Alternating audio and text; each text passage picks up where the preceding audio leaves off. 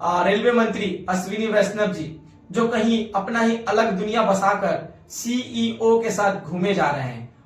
30 लाख छात्र ट्वीट किए थे official Twitter handle account railway पे। देखा उस 30 लाख ट्वीट का कोई रिप्लाई नहीं मिला। इसके साफ साफ बताया जा रहा है post wise track maintainer post में इतना वैकेंट पोस्ट खाली है।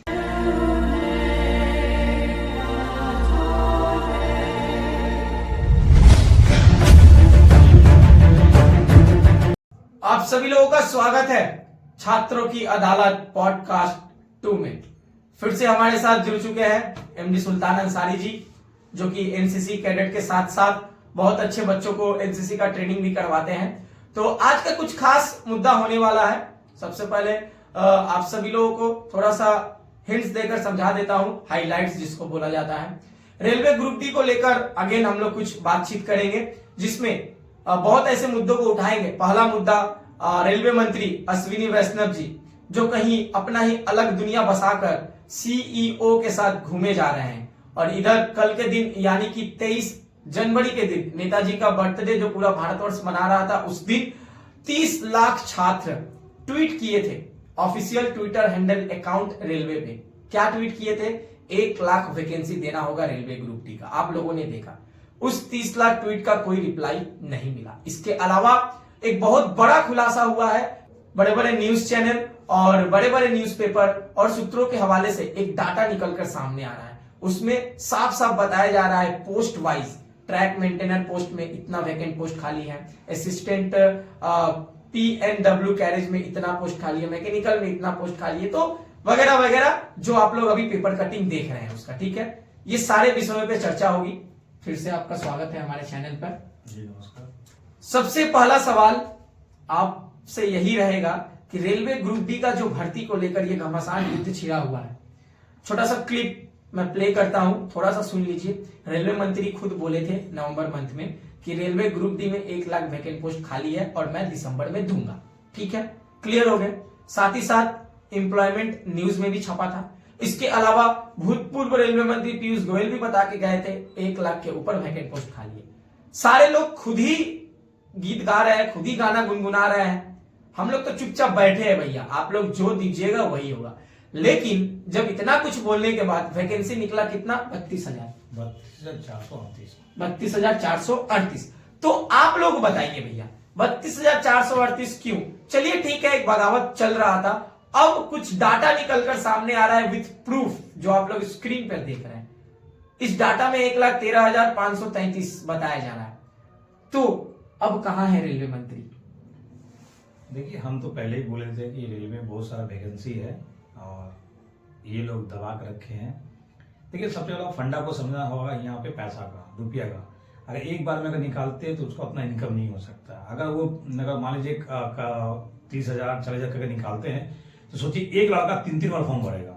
यस, अगर 1 लाख दे देंगे तो 1 लाख की बार फॉर्म भरेगा, तो उसे ये बहुत बड़ा एज भी तो ओवर होगा। तो उससे उसे क्या मतलब है? उनका बाल बच्चा मस्त पढ़ रहा है ना विदेश में जाकर, बस आपका बाल बच्चा भैया हिंदू मुस्लिम कर रहा है, बस उनका यही चाहिए। उनको रोजी रोटी देने से मतलब नहीं है। मुझे तो ऐसा भी डाउट कभी वैसे हो जाता है कि जो वैकेंसी दिया जा रहा है, ऐसा ना कोई कल के डेट में पेपर लीक हो जाए या कोई जाए केस कर दे तो वो और 5 साल चला जाएगा।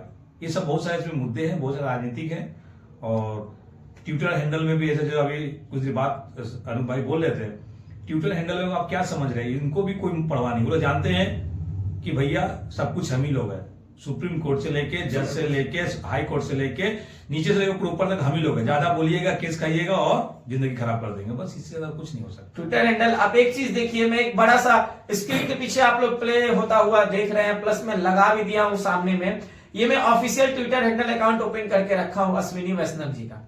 बताइए आप, इनका सबसे बड़ा बोला जाता है ना धर्म कर्तव्य, तो यहाँ पर रेलवे मंत्री को बैठाया गया है किस लिए? धर्म और कर्तव्य उनका कौन लोग है? भारत के यंग युवा पीढ़ी है, उन्हीं के हाथों हम लोग हैं। तो कल के दिन 30 लाख छात्र ट्वीट किए हैं, उनका होशोहवास नहीं है।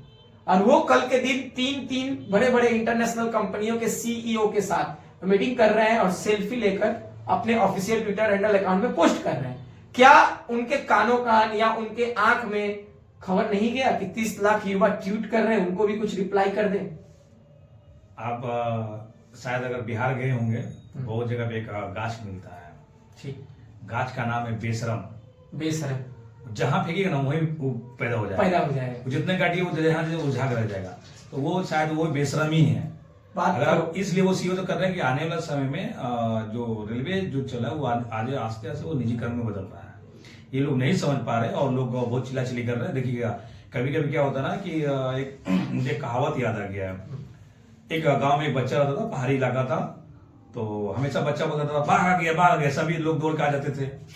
वो करते करते एक बार किया, दो बार किया, तीन बार, उसके बाद जब हकीकत आया कि बाघ आ गया तो बोले यार मजाक कर रहा, छोड़ो रहना। तो लास्ट में मालूम चलता था सुबह में कि बच्चा मर गया है। तो उसी तरह यहाँ पे हो रहा है, रेलवे ग्रुप डी के साथ हो रहा है, या किसी भी क्षेत्र में भी कार्य जो इसमें भी यही चीज चल रहा है।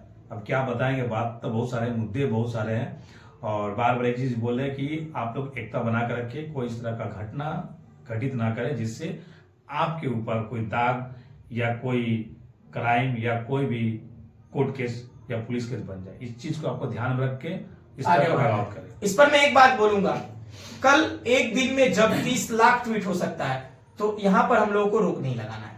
कंटिन्यू 2 दिन 4 दिन कम से कम ये 30 लाख के आंकड़ा को करोड़ पार करना है।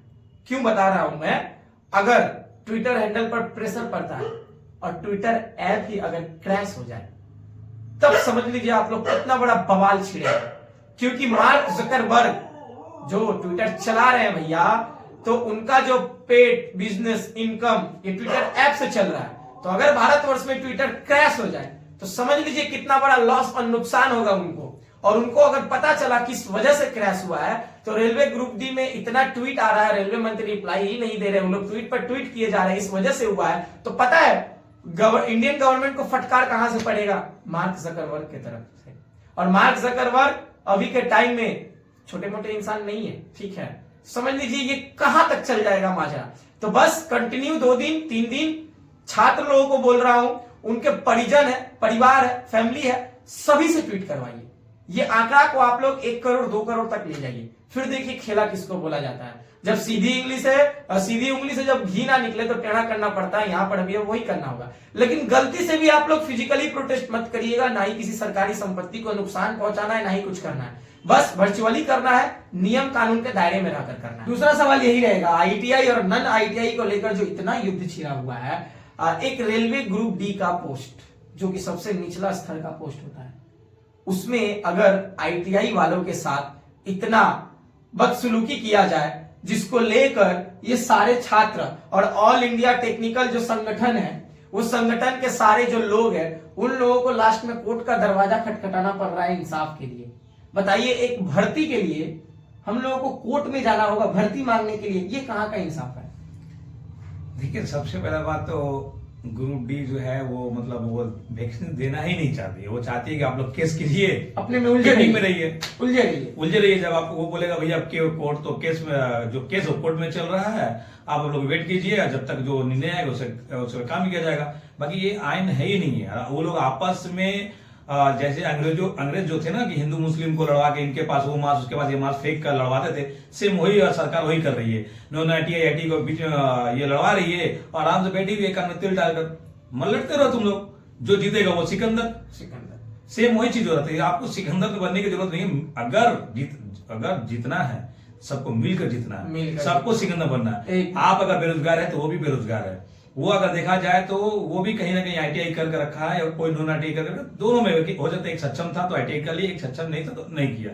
बहरहाल फिर भी आप लोग दोनों को एक साथ मिलकर लड़ना होगा कि आप लोगों को बोलना होगा कि सर एक नॉन आईटीआई के लिए भी ठीक है, वैकेंसी और बढ़ाइए। इसमें कुछ कोटा जरूरी नहीं है कि अगर 1 लाख बच्चे हो तो पूरा 90,000 के बच्चे तो आईटीआई किए होंगे, ऐसा नहीं है। उसमें 40% बच्चे किए होंगे, 30% बच्चे आईटीआई किए होंगे। नॉन आईटीआई बहुत ज्यादा ठीक, उनके लिए थोड़ा बेसी वैकेंसी रहेगा, और आईटीआई के थोड़ा कम वैकेंसी रहेगा। वो यूज कर सकते हैं भैया, आप दोनों में से कोई भी फॉर्म फिलअप कर सकता है, बट एग्जाम एक ही देना है। हाँ, तब देखिएगा आपको अब ये मिलेगा। बट आप लोग क्या कर रहे हैं ना, आपस में लड़ रहे हैं, झगड़ रहे हैं, और उधर वो मजा ले रहे हैं। इसी वजह से तो वो 30 लाख जो है ना ट्विटर, इसलिए वो देख नहीं पा रहा। वो बोले लड़ने तो नहीं यार, बाद में जब कोर्ट में जाएगा, जैसे कैट अभी जैसे बोला कि नहीं आप जाइए कैट का कोर्ट में, तो वो बोले ठीक है केस कीजिए। अब केस करने के बाद कोर्ट क्या बोल रहा है कि आपको 14 फरवरी तक का कुछ समय दिया जा रहा है, इसको आप देख ले। सोचिए शर्म की बात है कि आप सरकार में हैं, सरकार रहते बाहर में भी इस तरह का युवा बेरोजगार हो जाए तो ये बहुत निंदनीय